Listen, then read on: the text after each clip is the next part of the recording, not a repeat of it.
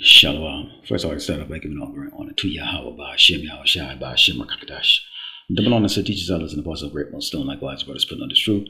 Faithfully, fearlessly feeding the sheep and to brothers and sisters that tuning in. Shalom. Today's lesson's title: No Peace for the Wicked, a Despised King.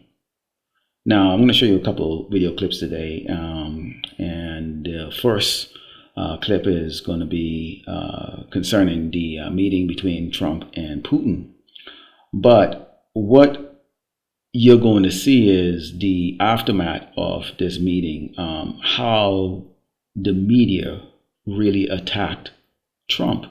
And we're talking the media, because as you brothers and sisters out there well know, that you have MSN, they tend to be more for the Democrats, and Fox tend to be more for the Republican. But interesting enough, when you have both network attacking their king, we know that prophecy is at hand.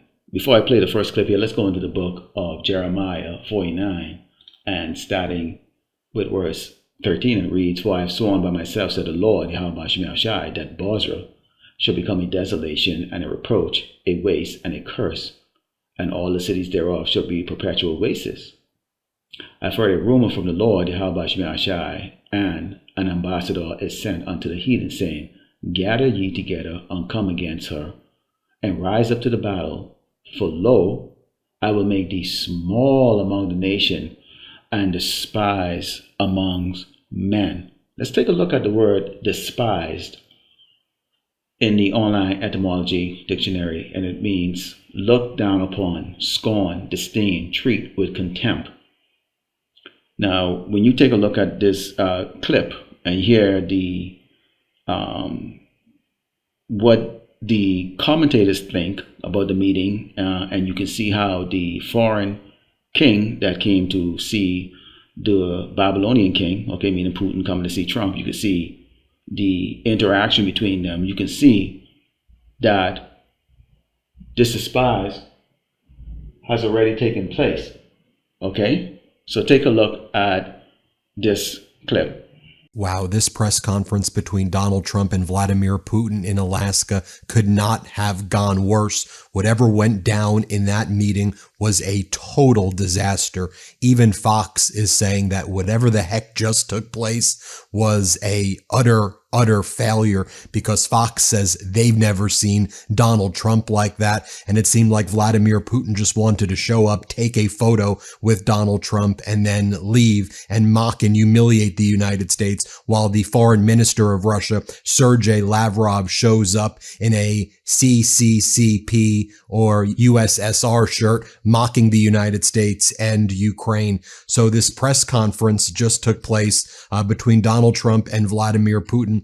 Donald Trump, I mean, he looked defeated. He looked disheveled. He looked sickly. And he says, there's no deal. There's no deal. But just even listen to his voice. It was like he was just crying or something. Here, play this clip. Mr. President, that was very profound. And I will say that I believe we had a very productive meeting. There were many, many points that we agreed on. Most of them, I would say, a couple of big ones that we haven't quite gotten there, but we've made some headway. So there's no deal until there's a deal. And then Donald Trump just ends the press conference abruptly. No one is able to ask any questions. It wasn't a news conference at all, which is what they said it was going to be. The lunch gets canceled, and then Donald Trump and Putin quickly leave. Putin goes back to Russia, and then Donald Trump gets in his plane. This was an utter, unmitigated disaster. Here, play this clip. Thank you very much, Vladimir. And thank you all. Thank you. Thank you. Thank you so much.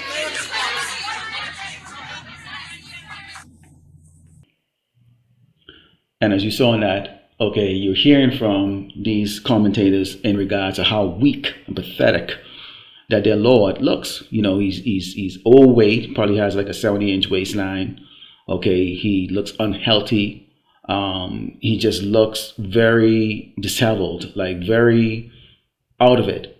Okay, that he doesn't look like the man that is leading the most powerful nation on this earth.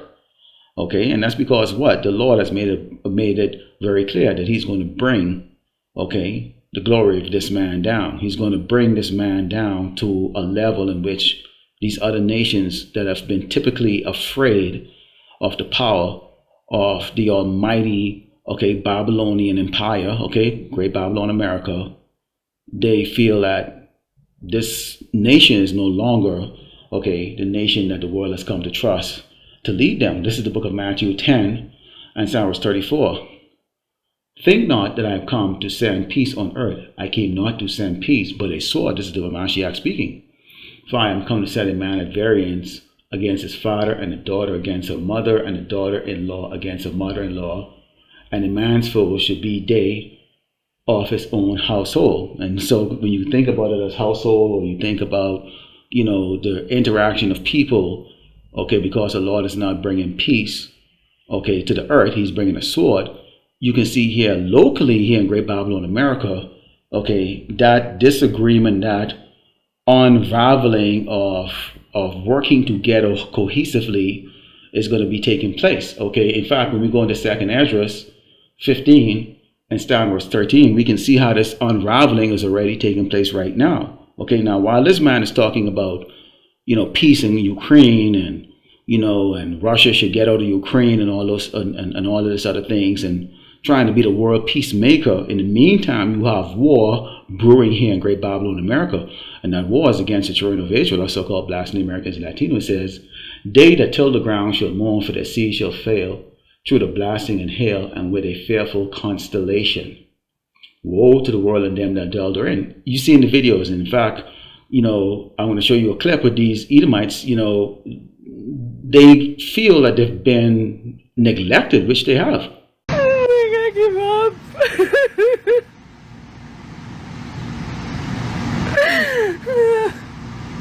I have worked so hard, literally. I went to school for 10 years for a higher education that doesn't do me any good. I've been working 2 jobs in restaurants for 2 years, 50 hours a week for nothing. It doesn't mean anything. In fact, I'm getting evicted next week after my son almost died in the end of March with diabetes, and now he has type 1 diabetes, and dealing with that. And then my grandma had a stroke 10 days after that, and now I'm behind on my $2,500 a month rent that I can't work enough to catch up. Hey TikTok, I'm just on here wondering if anybody's feeling the same way I'm feeling. I'm from Illinois, and I feel like the gas prices and the electric bills and the prices of food is just so overwhelming anymore. Like, I'm wondering if anybody else is feeling like they're drowning and they can't get out. I work overtime and I cannot get above water. I mean, I literally have no gas for next week. It was either that or get a few groceries. Tomorrow is my husband's birthday, so I just ran to the grocery store with my 3 kids and picked up a bakery cake, 3 birthday cards, some chocolate chip cookies that I can binge eat my feelings away, lemonade, granola, Greek yogurt, and a tiny, quarter pint of ice cream. $89. That's not even a meal for my 3 children. $89. And then I see this report, coincidentally, shortly after I get home, probably because, Apple is reading my mind, about how grocery prices in the year 2025 are at a record high, higher than 2024. What happened to the president that was going to save us from these high grocery prices? It's August now. What has happened? Nothing. How are we supposed to survive this? Now a birthday card and lemonade are a luxury for a middle-class American family? I hate it here. These cookies are delicious. A pound of ground beef, the cheapest beef available is now more than the federal minimum wage. A pound of ground beef at my local King Soopers is $7.49 because it's not on sale. Even down here for $85.15, it's more, it's $11.50. That's organic or whatever. Still, you have 96.4 for $8 a fucking pound. What the fuck's going on? Hey TikTok, I'm just on here wondering if anybody's feeling the same way I'm feeling. I'm from Illinois, and I feel like the gas prices and the electric bills and the prices of food is just so overwhelming anymore. Like, I'm wondering if anybody else is feeling like they're drowning and they can't get out. I work overtime, and I cannot get above water. I mean, I literally have no gas for next week. It was either that or get a few groceries to get by. I hit my local food pantries. I'm just wondering if anybody else feels like they're drowning.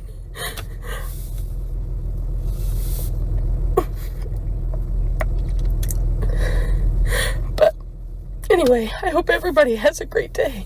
If you think beef prices are high right now, just wait until the fruits and vegetables aren't making it to the grocery store, because farmers in the West Coast, California, Oregon, Washington, are reporting that 60% of their crop is remaining in the field or on the trees or on the vine. Blueberry farmers letting 60% of their crop rot, saying, hey, the raccoons and squirrels are going to have a great year, but I'm not. Cherry farmers, same thing. 60 to 70% of their crop is rotting on the trees because migrant workers who typically follow the harvest up the coast of California aren't making that trek this year, all due to immigration and immigration policies set forth by Republicans in the Trump administration. They're unwilling to take the risk of being detained by ICE, even those that are here legally, because they don't want to just disappear, and their family members that rely on them have no support. So they're staying close to home. And for Donald Trump, he says, we need to fix what we're doing with immigration, and we need to support our farmers. But he really has no answer. In an interview with CNBC yesterday, he essentially said, we'll fix it in the next couple weeks. But we know the next couple weeks never happens with Trump. Every time this comes up, I want to talk about it because I find this so interesting how so many people don't understand that you can't budget yourself out of poverty. Because in the blind rage of Esau, he has forgotten to take care of his own, okay? Because his eyes is now privy set against the poor, which is the so-called blacks and Americans and Latinos who are living here in Great Babylon, America, the true biblical Hebrew Israelites. It says, for the sword and their destruction draweth nigh, and one people shall stand and fight against another, and swords in their hands. So there's never going to be peace on this earth until our Mashiach return and subdue these nations, okay, and set up a righteous kingdom. It says, for there should be seditions amongst men invading one another. They shall not regard their kings nor princes, and cause of their actions shall stand their power. That is another way they're despising their kings. You have the Fox, the MSN, okay, and all these other news media and these other private news reporters speaking negative terms against their king, like how weak and pathetic he looked. They're disappointed. The Lord has put the spirit in them to despise him now, because he's not making America great again. He's making America worse than it ever was. Okay? There's a division. There's a division of common sense and stupidity. The way this man has made decisions with his arrogancy and his hatred for the children of Israel, okay, is causing the comfort living of these Edomites. And they're going to look and they're going to see that their king is not really a king at all. Okay, that he's that cruel Lord that the Bible speaks of, which we go on the highway and the byway and on this unicorn and prophesy about. It says, a man shall desire to go into a city and shall not be able, for because of their pride the city should be troubled, the houses should be destroyed, and men shall be afraid. You see him going on right now. What did he do? He bought the National Guard, and he said he's looking to do this across America. So how you can be trying to negotiate peace between Russia and Ukraine when you're creating war domestically here in Great Babylon, America? That's that blind rage, that hatred. Okay? That hatred, it's here. And do you know why he cannot help doing what he's doing? Of course, he's being controlled by the elites who are being controlled by Yahweh Shemel Shai. This tells it. This is Daniel 4:17. It reads, "This matter is by the decree of the watchers and the demand by the word of the holy ones, to the intent that the living may know that the Most High ruleth in the kingdom of men, and give it to whomever he will, and set up over it the basis of man." Who is ruling the earth right now? The so-called white man, he's really red. His face is on everything. The images of the Most High, the Son, the prophets, the saints, the currency of the world, every invention, everything. So guess what? If he's the one who is the popular guy and the one that's so all-knowing, he must be these people that the Lord Yahweh Shemel Shai had put to rule the earth. The basis of man, which we know the basis of man means that he is the abominable creation. Okay? The abominable creation. The lowest of all men created. Take a look at this clip. All right, we see there President Trump and Russian leader Vladimir Putin shaking hands at the end. Now, before Donald Trump rushed off from that press conference, Vladimir Putin mocked him again on stage. And Putin said, "How about next time you come to Moscow?" And Donald Trump was like flustered. Again, it looked like he was going to cry on stage. He's looked so utterly defeated here. Here, watch for yourself as Putin says, "Maybe you want to come to Moscow." Here, watch this. Again, Mr. President, I'd like to thank you very much, and we'll speak to you very soon and probably see you again very soon. Thank you very much, Vladimir. Next time in Moscow. Oh, that's an interesting one. I don't know. I'll get a little heat on that one, but I could see it possibly happening. Thank you very much, Vladimir. And thank you all. Thank you. Thank you. Thank you so much. Just so you see, here's how they're reporting it on Fox right now, where they said whatever went down in that room was not good at all. It went very bad. Putin came in and steamrolled Donald Trump, said what he wanted, and then Donald Trump just looked utterly weak and pathetic.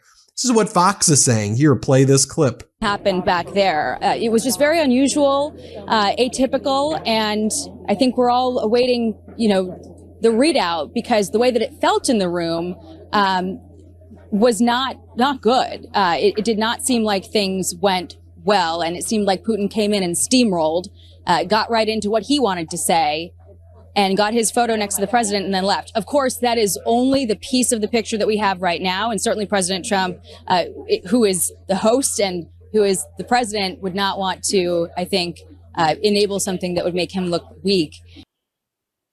And you saw more of it. Okay? More of it.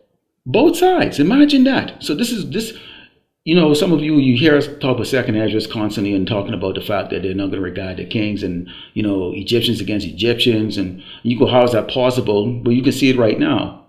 The news media that are set up to back up, depends on who's in power, Republican or Democrat, are now saying the exact same thing. What a pathetic loser. What a pathetic king this is. Okay? Because he's that cruel Lord. You put an actor. He's an actor. You put a game show host as your king. Of course, you didn't. The Lord Yahweh Shemel Shai sets up all of this. Okay? Let's go to Joel 3. And verse 9 says, "Proclaim ye this among the Gentiles, prepare war. Wake up the mighty men. Let all the men of war draw near. Let them come up. Beat your plowshares into sword and your pruning hooks into spears. Let the weak say, I am strong." Putin is strong. Okay? That's why he was making fun of him. Like, hey, why don't you come to Russia next time, man? Like, look here. I just want a free trip in the red carpet and just take a picture with you. I don't give a crap. We're gonna bomb the shit out of Ukraine. We know a lot of kikes over there. And it's already written, we're gonna bomb you out of existence. You don't think the Russians know? The scriptures too, okay? It says, "Assemble yourselves and come, all ye heathen, and gather yourselves together round about, to the cause thy mighty ones to come down. O Lord, Yahweh Shemel Shai, let the heathen be awakened and come up to the valley of Jehoshaphat, for there will I sit to judge all the heathen round about. Put ye in the sickle, for the harvest is ripe. Come, get you down, for the press is full, and fats overflow, for their wickedness is great. Okay, so there's going to come a time of great death. Okay, not only for the 2/3 of our people that continue to follow the ways of Great Babylon America, okay, but also the sons of men. Okay, the Lord is going to judge these nations. Okay, so there's never going to be peace. Let's close with the book of Isaiah 13, and start verse 15 reads, everyone that is found shall be thrust through, and everyone that is joined unto them shall fall by the sword. Okay, so the Lord Yahweh Hashem Yahushai, when he sent his son, the Mashiach, to do his bidding, okay, if you're joined to Esau, you're going to get put to death. So you look at this, it's critical when you take a look at Jake's them in these monkey suits, as I like to call them, these military uniforms and ICE agents uniforms and all these other, 3-letter agency uniforms, and to them they go, well, I'm just making a living, I'm just doing my job. No, you are laying your hands on your people. You're laying your hands on the poor. 2/3 are still the people of the Lord Yahweh Hashem Yahushai. They're going to be in the kingdom. Okay, they're going to be in the kingdom. Definitely don't lay your hands on the elect or the hopefully elect or the 1/3. Okay, but you're joined on to Esau wearing that uniform. You're going to get thrust through. Okay. You're going to get thrust through. It said their children also should be dashed to pieces before their eyes. Their houses should be spoiled, and their wives ravished. Behold, I will stir up the Medes against them, which is more than their Russia, and their other cohorts or their other allies, which shall not regard silverness for gold. They should not delight in it. Why? Because the Lord has already put the spirit in them. They're beating their plowshares and prunuks into swords. Okay, they're not farming countries anymore. They're like, look, man, you're weak. We want to take over next. That's why it said earlier. It said the guy he walked in there with a CCP or the USSR basically shirt on, showing like, look, we're back, man. We just coming to just go through this because y'all called for this crap, all right? But we ain't into you. It says their bows or their bows also shall dash a young man to pieces, and they shall have no pity in the fruits of the womb. Their eyes shall not spare children. We keep telling you, but these rotten last children in America, they're going to die. We're going to see a lot of them die getting horrible things done to them. Women getting raped, kids getting raped. Okay? And it's going to happen to you, Jakes, that are attached to them too. You're out there in the monkey suit there doing, talking about resting and putting your hands on the children of the Lord. And you think that these judgments are not going to come on you. They're going to come on you. Okay? They're going to come on you. Somebody's going to go and rape your kids and rape your wives and do horrible things to them. Plus, you're going to get thrust through by the sword. It says, and Babylon, the glory of kingdoms, the beauty of Chaldees, excellency, should be as when power owed through Sodom and Gomorrah, because we know this place is a pure, faggot, homosexual society. Okay, and it's wicked. All right? So, again, no peace for the wicked. And what you have is a despised king. Lord willing, the left was satisfied, close by giving all glory and honor to Yahweh, Ba'ashem, Yahushai, Ba'ashem, Rakakadash, Shalom.